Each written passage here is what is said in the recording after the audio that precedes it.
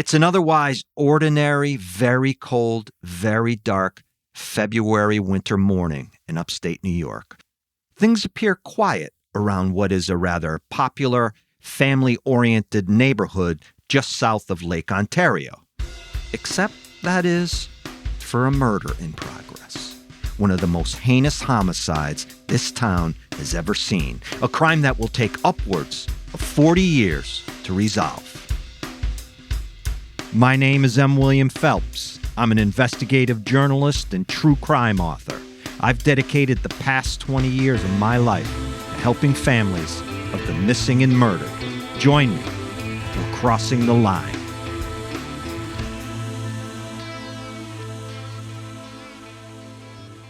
It's February 19, 1982. 29-year-old Cathleen Krauseneck is at home with her 3-year-old daughter. The Krausenecks live in a somewhat poshy Rochester, New York suburb, Brighton, with doctors, lawyers, and corporate execs living all around them. They own a modest, gorgeous home, the bottom facade made of a decorative brick, the upper half plush aluminum siding, popular back in the day. By all accounts, this tranquil scene is the embodiment of what is a charming, suburban dream life.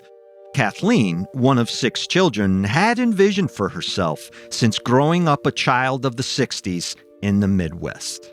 2 dormers with double-hung windows pop out of the roof from the upstairs bedrooms.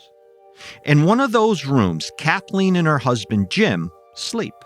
In the other, just across the hall, their 3-year-old daughter dreams the night away. Undoubtedly, unicorns and fluffy pink clouds. Think your typical upper-middle-class family. Jim and Cathleen have worked very hard academically to get where they are in life, and it all seems to be paying off. At least, that is the image this family projects. Rochester is a working-class city, industrial with an old-school, upstate New York, Adirondack, Great Lake community feel to it. I actually like this city. Kodak Eastman is there, as is Genesee Beer.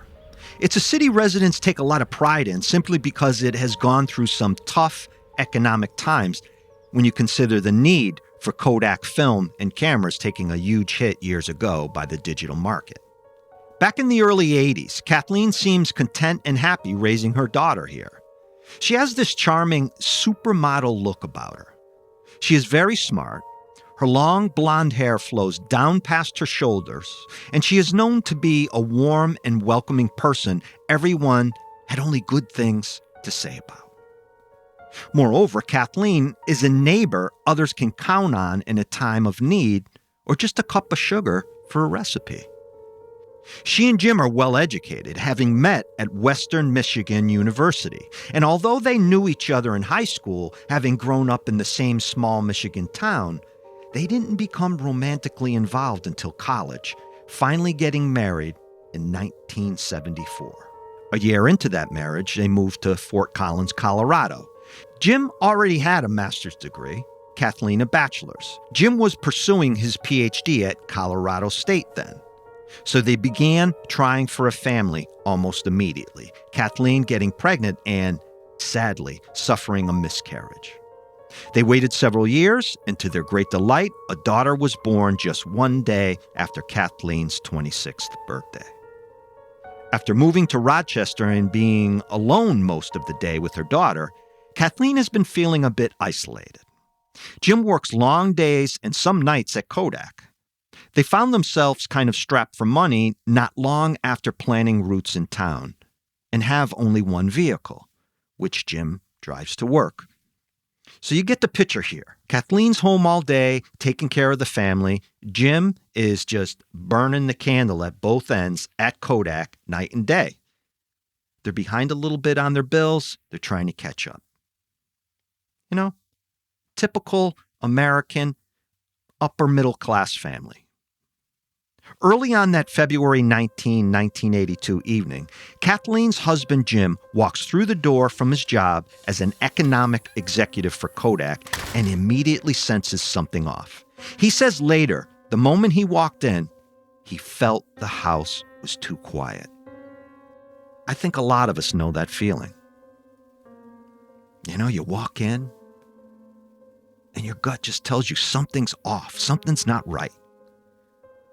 Jim says he looks around and doesn't see Kathleen or their daughter anywhere downstairs, so he walks upstairs, which is where, as he comes around the corner and looks into their bedroom, he might have had an early thought that he somehow walked onto the set of a horror movie.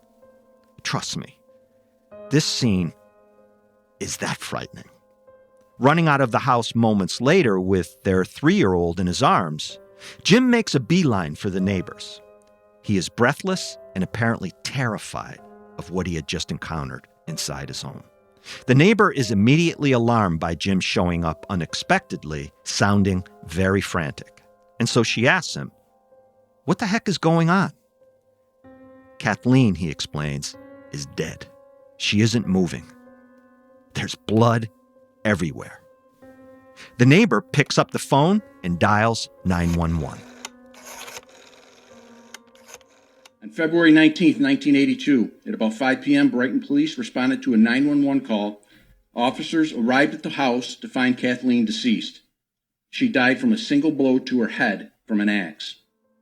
Using the word horror to describe the scene Jim says he encountered here is not hyperbolic. Upstairs, inside the bedroom Jim and Kathleen share, Kathleen, still clad in her nightclothes and in bed, has an axe embedded in her skull. This is why I say, this guy had to think he had walked onto the set of a horror film. I mean, that's almost a surreal scene. The mind just doesn't register what the eyes are seeing. So someone had murdered Kathleen with an axe while she was apparently sleeping, and their 3-year-old had been wandering around the house for who knows how long. What's clear is that Kathleen never got out of bed, which will become an important factor in this case later on as we go through it. The 3-year-old is confused about the circumstances of what might have happened, obviously. When cops arrive and ask the little girl if she saw or heard anything, she says, quote, "A bad man sleeping in mommy and daddy's bed with an axe in his head." Then they ask the little girl if she could tell them if the bad man was black or white. Her response to that question is, many colors. Police believe the girl hasn't seen anyone. Instead, they think she is describing seeing her mother drenched in blood in bed. They know the child has been alone most of the day because of the way she is erratically dressed. She had never dressed herself alone before. First detectives on scene, however, are baffled and have a lot of questions for Jim, who found his wife and is the obvious first suspect, even though he just got out of work and he has no blood on him, and he does not appear to be someone who had just committed such a brutal murder. Additionally, they see no forensic clues, according to the reports I have read, meaning fingerprints or trace evidence. That is, other than victim Kathleen's blood everywhere upstairs in the couple's bedroom. Remember, it is not even close to being in the DNA, CSI, forensic age. But one might think, with a suspect using an axe to kill a woman in her home, in her own bed, there might be some sort of a clue as to what happened. Remnants of a home invasion, rape, burglary. But police see no evidence of any additional crimes beyond the murder. Initially, that is. Then a very odd set of circumstances connected to the crime scene in general is discovered, which I'll get to in 1 minute.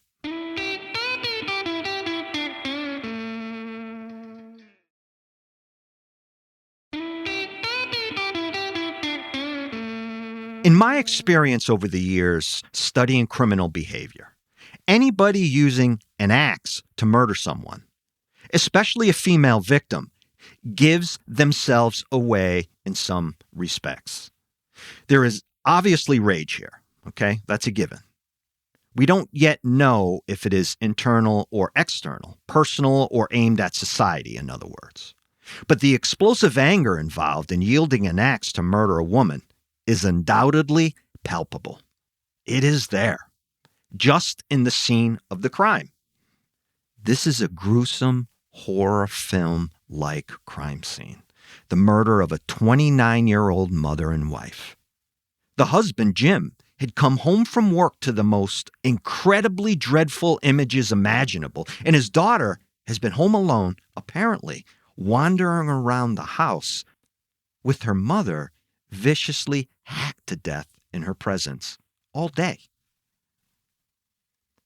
And I'll just note here, Brighton, New York is not by any means a town where murder is commonplace. One murder a year would be a lot. The actual homicide rate is 0.04% per 100,000 people. That's a very safe place to live if you're concerned about being murdered in your home, which I think says something about this case almost immediately. The only sign of a break-in is that one of the front door window panes is smashed from the outside in. On that same porch where the door is, investigators find a maul. Basically, an axe with a heavy hammer on the opposite end of the blade. There does not appear to be blood or any forensic evidence on the maul, at least by just looking at it. As they begin assessing the scene, it appears, oddly enough, as if a burglary was in progress but had been abruptly disrupted and abandoned. Cathleen hadn't interrupted a burglar. That is clear from where she is found in bed. She had never gotten out of bed. The crime scene photos depict items from the house spread out on the floor near a plastic garbage bag, as if the thief started to open the bag to place the stolen items in it, but then stopped for some reason and left the room. Photos of the dining room show valuable items, silverware and silver candle holders strewn about the floor. Near those items, investigators discover Kathleen's purse, its contents tossed out and scattered, but nothing appears to be missing. There is a silver tea set, worth some money, on the floor as well. The items invoke this kind of instinctive, visceral reaction when you look at them in the crime scene photos. They don't appear to have been tossed or dropped in the process of the home being burgled. But instead, they actually look like they have been placed or staged carefully on the floor. And the thing is, burglars are almost always messy, right? Definitely not neat. They don't take their time. Things get smashed and scattered. Tops of tables are cleared, chairs knocked over, mirrors broken. Except in this situation. None of that has happened. Then detectives see what is described by one of them later as a faint shoe print in the carpet underneath part of that plastic garbage bag.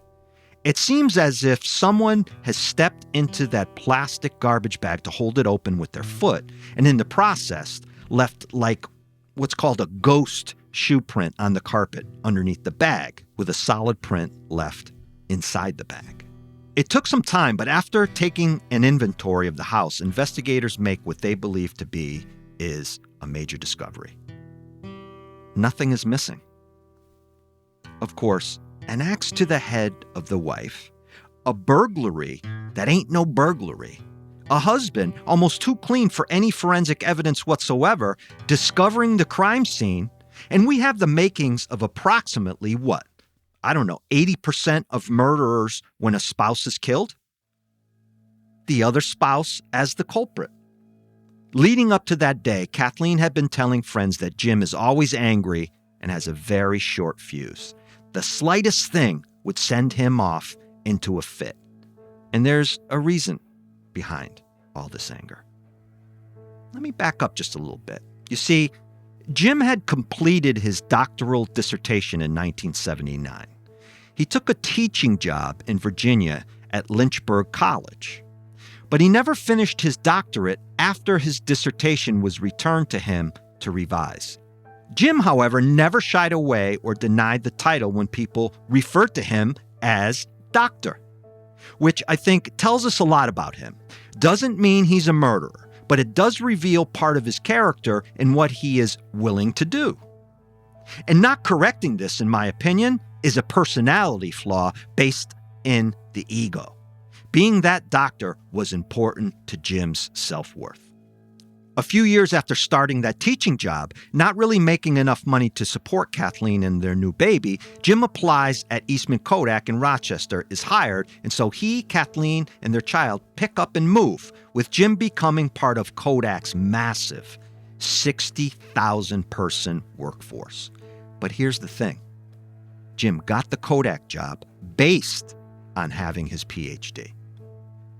As time went on, and he fell into his job, Kodak began asking questions about his doctorate. Jim had never produced the actual certificate, and his bosses now want to see it. They pressure him to produce proof of his doctorate, which makes Jim anxious and angry all the time, according to what Kathleen told a new group of friends she had fallen in with after moving to Rochester. At one point, tensions become so heated between them, Kathleen threatens to move back home to Michigan and take the child with her. So what does Jim actually tell the police right after the murder? He gives an immediate statement to investigators, which is never a good idea if you do not have a lawyer present. He explains that he and Kathleen had a nice dinner the previous night. He says, "Our daughter and I had meatloaf. Kathy had egg salad on lettuce." Very detailed. Note, he recalls exactly what they had to eat. In my investigator's mind, I ask, why set those small details in play? Red flags for me. He then says they all drove to the bank to put his paycheck in their family account. He then withdrew $100. They walked around town, stopped at a liquor store. When they got home, he had 2 beers. Kathleen had 1 mixed drink. The statement goes on and on with a lot of small detail, including what he sees upstairs in the bedroom when he walks in on her corpse with that axe embedded in her head. He says the garage door was open when he came home from work. Again, a very detailed account of the past 24 hours, basically. But looking at the statement in its totality, I see that Jim gives investigators nothing of significance. Just a bunch of scant details about salads, what they had to eat, money withdrawn, how many drinks. It's more about the course of events and where they went and what they ate than anything else. Investigators want to talk to Jim again, maybe when he is not so raw with emotion. Right after seeing your wife with an axe in her head, you've got to be upset about that, so they want to wait a little bit. They are suspicious but cautious of their suspicions and try to tread the line of the victim's husband losing his wife, right? The guy's suffering. This is what they presume. They decide to approach Jim with one eyebrow raised, but to give him a little space as well. They'll wait a few days and have him come back in for another interview. 2 days after Kathleen's murder, as her body is still at the medical examiner's lab for autopsy, Jim packs up and heads for Michigan. Doesn't really even tell anyone. Strange thing to do. A normal behavior here would be for family, if that's why he went back home, to support Jim by coming to him as the case's investigator. I'd want to know who put an axe in my wife's head, personally. I'd want to wait around and see where the case goes during those early days. I'd also want to wait for my wife's body to come out of the autopsy suite and be released. Then there's another big reveal in the case. The medical examiner reports there is no evidence of a sexual assault. And initially, the medical examiner says Kathleen was murdered between 7:30 a.m. and 9:30 a.m., which takes the heat off Jim because what? He was at work then, and he can prove that very easily. And I might just say at this point, it's easy to rush to judgment and point a finger at the husband. We know the numbers. I mentioned them. Maybe they're not as high as 80%, but they're high. It's almost instinctive to do this, right? A wife is killed, boom, you go right after the husband. But I have to ask, Where is the evidence besides some circumstantial situations leaning in Jim's direction? And now, with the time of the murder stamped by the coroner, here is exculpatory evidence in Jim's favor. And so, believe it or not, this case goes cold. And I mean Alaska cold, middle of winter cold. There's no big life insurance policy they can find. There's no lover, no real motive other than Jim being this angry guy who's been lying about his education and feeling the pressure from Kodak to produce his doctorate. One of the biggest obstacles for investigators is proving Jim was at home when the murder occurred. And they just cannot do that. The autopsy says between 7:30 and 9:30 a.m. when Jim was at work, period. Jim moves to Washington State and gets married. 2 more times, both brief, before hooking up with another woman in 1997, an old friend with whom he marries in 1999. Apparently, the guy likes getting married. Hey, that's his business. Then in 2014, 32 years after Kathleen's murder, there is finally a break in the case. One nobody could have predicted. A dude named Edward Larrabee, who is in prison on attempted murder charges, sexual abuse, and robbery, who doesn't know he is dying from ALS, confesses to murdering Kathleen. So now we have a confession, and it's not Jim, as most everyone in law enforcement connected to the case believed from day one and still believes. The suspect, Mr. Larrabee, actually writes out a confession and gives it to police. And, oh boy, does this cause some problems. When we come back, I'll break that confession down and wrap up this case with another major twist you won't want to miss.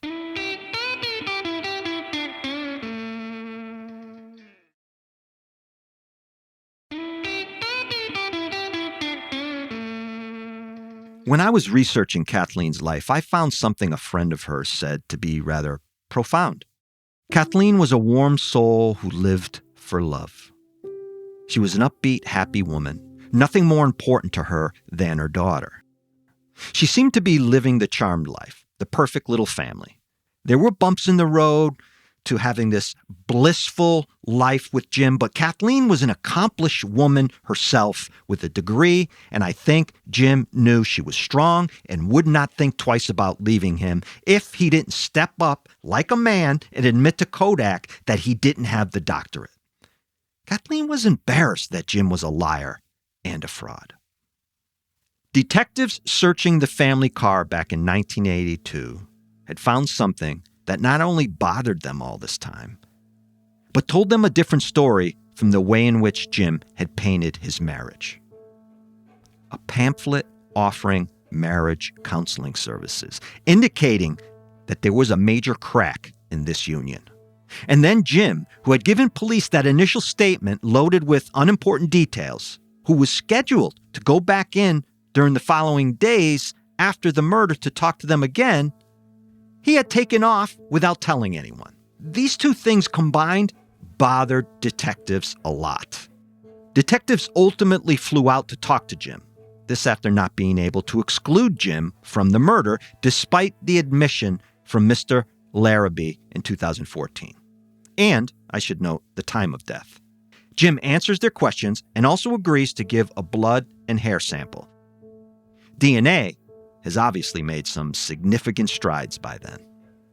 After that, the case goes cold once again, with detectives scratching their heads, unable to tie Jim to the murder.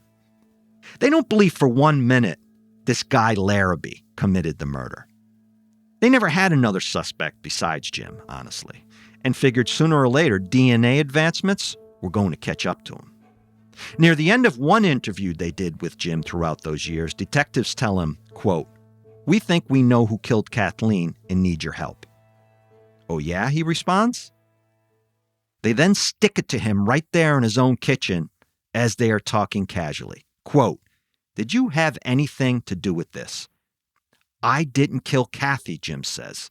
"I disagree," one of the detectives snaps back.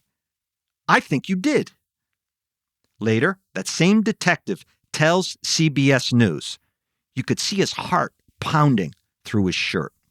I've heard detectives tell me that. They'd be talking to a suspect, and they can actually see the jugular vein in their neck beating.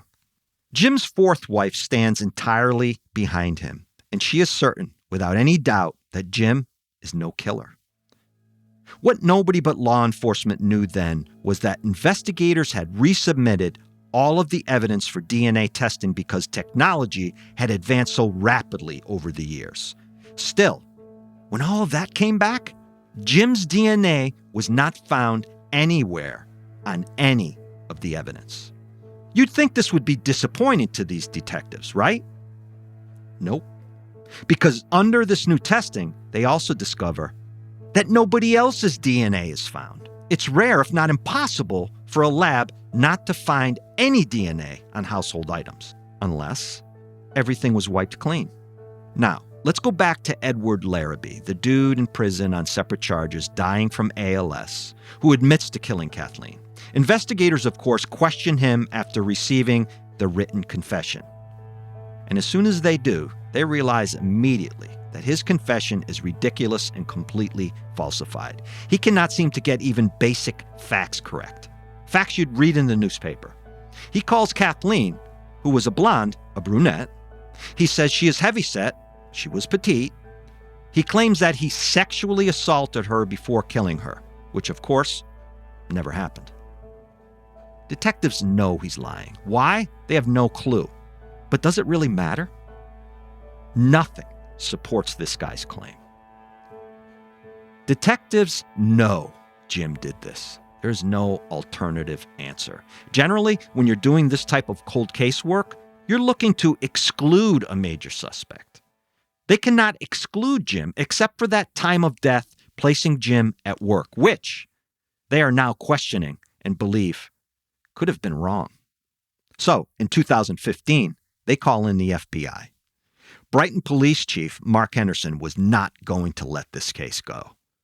He submits the case to what is called the FBI Buffalo Cold Case Group. They go through it all, piece by piece. They recommend that pathologist Dr. Michael Baden of OJ and JFK fame get involved. Baden knows his shit. He doesn't mess around. He tells it like it is. He was the chief medical examiner of New York at one time. What's more, Michael Baden is an expert at time of death. He submits his findings. He now puts the time of death near 3:30 a.m. based on his analysis of the original autopsy, the crime scene reports, autopsy photos, stomach contents, and toxicology and police reports. So there is a significant difference now from the other pathologist's time of 7:30 to 9:30 a.m. 4 hours, actually. One of the chief factors here, which I would agree with, are those contents of Kathleen's stomach. The lack of digestion tells a story. Later, one report even goes so far as saying she could have been murdered at 9:30 p.m. the previous night. A month after Baden submits his report, Jim is indicted for the murder of his wife. In September 2022, he faces a judge and jury. One key piece of evidence turns out to be that footprint. If you recall, I talked earlier about a footprint impression on the carpet and inside the plastic bag that led investigators to believe the so-called intruder stepped on the garbage bag to help open it. In the crime scene photos, there is a pair of those same boat shoes sitting on the floor inside the couple's bedroom. They are Jim's shoes. The shoes, however, were never tested back when the murder was committed. Kathleen and Jim's daughter, 3 at the time of the murder, now 44 years old, stands behind her dad and supports him through the trial. There's even a photo of the two hugging in court. What a terrible predicament for her to be in. You feel you know this person. This is your father. You cannot see him as a murderer, especially as the killer of your own mother. And you were even in the house when it happened. Just horrible. Not long after deliberations begin, the jury comes back with a second-degree murder conviction. The most important factor for the jury was the staged crime scene. Not sure how they came to a second-degree murder charge, but my guess is the lack of any forensic evidence that takes it over the top for them in first-degree murder. Because it had been so long, with circumstantial evidence lining up, they wanted a conviction of some sort, right? So Jim got a big break there, I think. Kathleen's daughter had this to say at her father's sentencing, quote, "My mother's killer got away with her murder, and my father's life has been taken by a failed justice system that convicted him of a crime he did not commit." Jim said in his statement after the verdict that he loved Kathleen with all his heart and soul. The judge perhaps did not take that into consideration as Jim was sentenced to 25 years. Being 70 at the time he was convicted, there's a good chance Jim will die in prison. For me, there is no alternative answer here. But the lack of a viable suspect is not evidence of a murder by someone who was there, close by. So we have to keep that in mind. There is no other person, however, who could have murdered Kathleen. And using an axe is a murder driven by pure rage, as I said, not for the purposes of a burglary or sexual assault, both of which we know were not part of this. Jim snapped. That's my belief. The axe was available. You know the rest. And I must say, that is how tragedy happens sometimes, in the blink of an eye. Jim's appeal is pending. One of the major points argued in the appeal was built around that guy who admitted to the murder. The appeal mentions how Larrabee's doctor, as a condition of Larrabee's release on probation, which put him on the street during the time Kathleen was murdered, that he undergo a chemical castration. So what they're saying is, if he was castrated, how could he have left evidence of a sexual assault? Picture a wide-eyed emoji here, listeners. Because this, I don't know, seems like a stretch to me. Come to find out, Larrabee made false confessions, quote, to anyone in law enforcement that would listen in order to gain concessions of a burial outside the prison and other concessions. So the guy was a chronic confessionalist, if we may say that. That's it for this week. Please return next week for a new case. And if you could, please tell someone about Crossing the Line with M. William Phelps. I'm doing this show completely independently now, which frees me up to do the show the way you have asked for and the way I want to. But I do need all the help I can get spreading the word. We, of course, hope you subscribe and check out my other podcast, Paper Ghosts, which is a huge hit, continuously in the top 10 of all podcasts. I am incredibly humbled by this, so very grateful, and your continued support for Crossing the Line.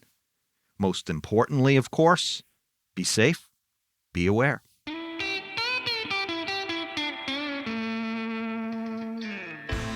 Sources for today's episode come from The Brighton Axe Murder, A Timeline by Michael Loftus, Cameron Rubner, and Charlotte Fuller, CBS News.